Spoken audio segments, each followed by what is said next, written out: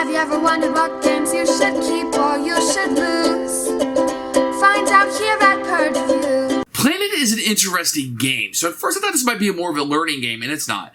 But everybody's going to get this like 3D ball, and you're going to take these magnets as you draft them, and you're going to put it on the side. And you can put them wherever you want as long as there's an open space. Once you place it, you can't move it around. And you'll be building these territories like grasslands and oceans and etc. And at the end of the game, you're going to have a planet. Everybody's planet is going to be different, and it's going to score points based on how those are out, based on the cards that you have, etc.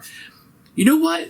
It's probably one of the most played games of 2019 and 20 in my family. Planet is a huge hit. The kids love building the planet, putting the thing together, drafting those out. Very simple rule set, and it just looks neat. The components are fantastic, and you can totally play this with adults or children or families. Literally, almost anybody can play. It's one of those games that just, gamers can really get into it, and then non-gamers can just kind of fool around with it, and it works in both respects. This game has been a huge hit. I have very few problems with it. You're drafting, you got the scoring cards, how they're going to pull out. Everybody kind of knows what those are, and this game really, really works. Big hit. One of my favorite drafting games, and it looks beautiful, and it has this neat 3D effect when you're done. It's excellent.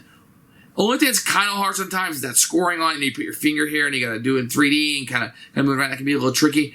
It's probably best everybody stops and scores at the end. Everybody can see it, make sure nobody makes any mistakes, but a great experience overall. And one I highly, highly recommend. Absolute keeper. You're not taking this one away from us. Here are the components for Planet, which is a blue-orange game. You can see a striking picture of the planet. And this is really how you play the game, so it's really neat that it's on there. You're going to get a rule book when you open up, which we'll take a look at in a few minutes, and a custom insert. These are going to be the planets that you'll be building. Now, these tiles are really nice. They're magnets, which is really cool that they'll stick right to this, and you can put these any way you want. So very, very cool. There's some cards of the different planet types that you may be building. A first player marker, which is nice cardboard, and then your cards. Probably going to sleeve mine. They are nice, okay, but they're going to get a lot of use. That's all the components, but these are really nice. I mean, these are very, very durable, very big. Everything has these magnets that stick to it to make that 3D effect. It's very, very cool. And the custom insert works really well, at least until an expansion comes out. Here's the rule book. You can see components, no pictures, boo, but everything is pretty easy to see. Object of the game and introduction. You're going to get 3 or 4 rule books in this in different languages. The setup up here with a nice picture looks great. And then a little bit of a turn. It's a very easy game to learn. Some things you need to do in case there's a draw. And then the end of the game, some variations for beginning players, mystery animals, and kind of how you set up. Very easy. You could read this probably in 5 to 6 minutes and be up and playing. I found the rules very clear, and we didn't have any issues while playing. So this is how the game will be set up. You're going to have 10 of these rows of the magnets, 5 in each of these. Then starting with the third one, you're going to have a card, then some 2s and 3s. You'll have no tiles over the 11 or 12. You'll be adding those to the game. There also will be cards that will not be used, so you just kind of deal it out like this, and these go back in the box. Each player will be given a type, either green, ice, mountains, desert or savanna, water, and you'll have one of these. So let's just say we're green for the purpose of this. And this will be hidden from the other players, and you'll get a planet. And then what will happen is you will put the tiles out for the round, and whoever's the first player will choose one, and you'll draft these out. And since we are green, none of these really have green on it, but you want to look, and you'll place this on anywhere you want, any direction you want. So let's say we do this, and these people, let's say you're playing a 3-player game, you have 2 tiles left over, they will come here on the 11 stack. Then round 2 will happen, and the same thing will happen. So let's say they take, I'll take this one because it has green on it, and we really want to add green, and you'll understand why when I go over scoring, and these will be set aside. There's 2 left over, they will go here. So the first tiles, you're going to be putting first 5 discards over here on 11, the next 5 on 12, then after those have tiles, they'll go back in the box. That's how those get refilled. So then we'll go here to the third round, we'll draft these again.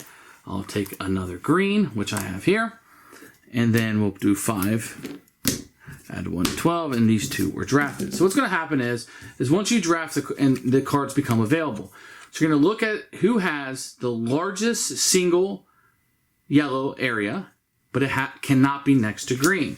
So if you look at mine here, I have a yellow area. It's only one triangle, but it's not next to green. So if I'm the highest of that, then I would take this card for end of game scoring. You're going to keep doing this. You're going to draft all of these, and you're going to take these 3. So there's 3 types of cards that you can score. You want the largest single area, blue, or whatever color is shown here, but it has to be next to this one. Or the second type is the largest single area, but it has a red X. You cannot be next to this type of area. And then you have this one, which is the third one, who has the most distinct areas that are not touching. So as these kind of fill up here, if you were to be like this, you can see I have 1 mountain range, 2, even though it's 2 squares, it doesn't touch this one, 3, all this is just 3. So I would have 3 mountain ranges. So if this card was up and I was scoring it, I would have 3. If nobody beat me, then I would score this. Then at the end of the game, after you do all this and draft all these, you'll have your scoring card. And each one is actually a little bit different. It throws people for a loop. So in order to skin 10 points with green, I only need 27 green. With blue, I would need 30. So you need to keep track of that. So then I would count how many squares I have, triangles. 1, 2, 3, 4. Of course, I'm not finished. And I would look up at how many I had at the top. So let's say I had 21. I would score 6 victory points for that. Then I would score whatever animals I've been able to collect. If it matches the color, so it's green, I get 1 point. If I would earn something that did not match my color, I would get 2 points. So let's say I got these. I had 24, let's say I had 25 green spots on my planet. I would get 8 points. I didn't quite get up to 27. I would get 8. Then the green would be 9. The brown, 10, 11. Brown, 12, 13. Yellow, yep, 14, 15. So that's how many points that I would score. Whoever has the most victory points would win the game. So you're drafting tiles. You're seeing who has the majorities to earn these cards. At the end, you just score them. Who should buy this game? You know what? This is an interesting game because I feel like most people probably should have this in their collection. It's a really fun game. And it has a lot of variety to it that I can play with it so many people. I can play this probably with my parents who don't game at all. I can play this with my children who game a lot, but they're still children. Totally play this with my gamer friends. It's just a really solid game. And the look of it's fantastic. I'm surprised this game isn't in mass markets. It's very easy to play. It looks great. Maybe they just can't mass produce it that cheap. I don't know.